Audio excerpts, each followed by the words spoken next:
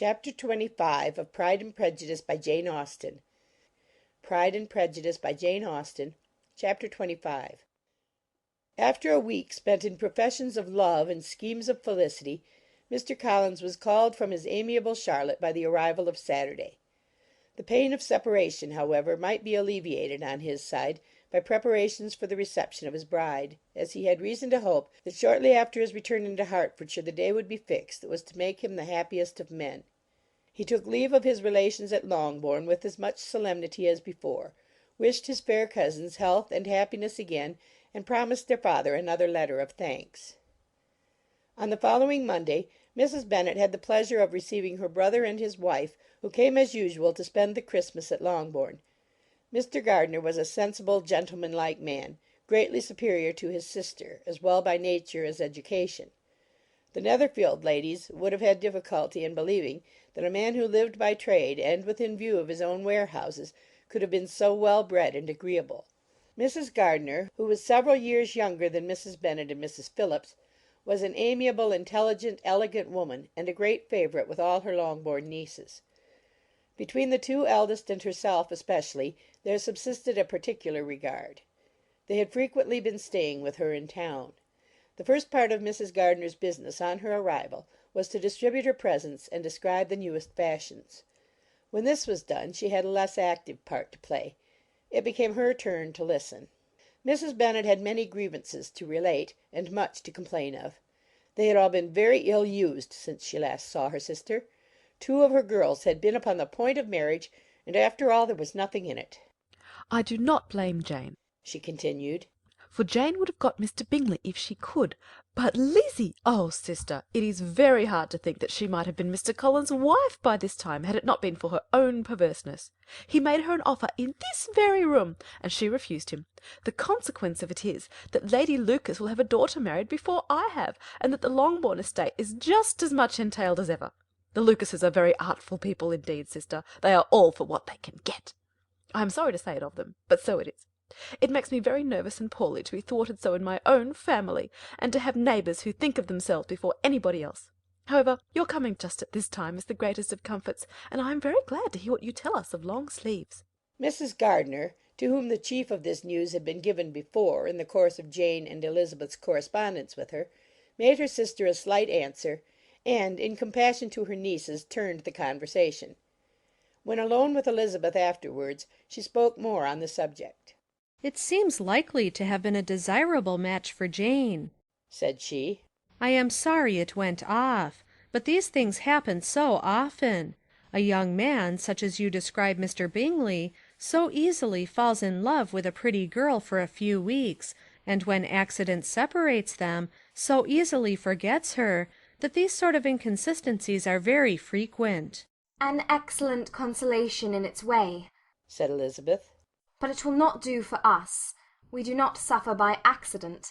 It does not often happen that the interference of friends will persuade a young man of independent fortune to think no more of a girl whom he was violently in love with only a few days before." "But that expression of violently in love is so hackneyed, so doubtful, so indefinite, that it gives me very little idea. It is as often applied to feelings which arise from a half-hour's acquaintance as to a real strong attachment. Pray, how violent was Mr. Bingley's love?" "I never saw a more promising inclination. He was growing quite inattentive to other people, and wholly engrossed by her. Every time they met it was more decided and remarkable. At his own ball he offended 2 or 3 young ladies by not asking them to dance, and I spoke to him twice myself without receiving an answer. Could there be finer symptoms? Is not general incivility the very essence of love?" "Oh, yes, of that kind of love which I suppose him to have felt. Poor Jane! I am sorry for her, because with her disposition she may not get over it immediately. It had better have happened to you, Lizzie. You would have laughed yourself out of it sooner. But do you think she would be prevailed upon to go back with us? Change of scene might be of service, and perhaps a little relief from home may be as useful as anything." Elizabeth was exceedingly pleased with this proposal, and felt persuaded of her sister's ready acquiescence. "I hope," added Mrs. Gardiner, that no consideration with regard to this young man will influence her. We live in so different a part of town, all our connections are so different, and, as you well know, we go out so little, that it is very improbable that they should meet at all, unless he really comes to see her."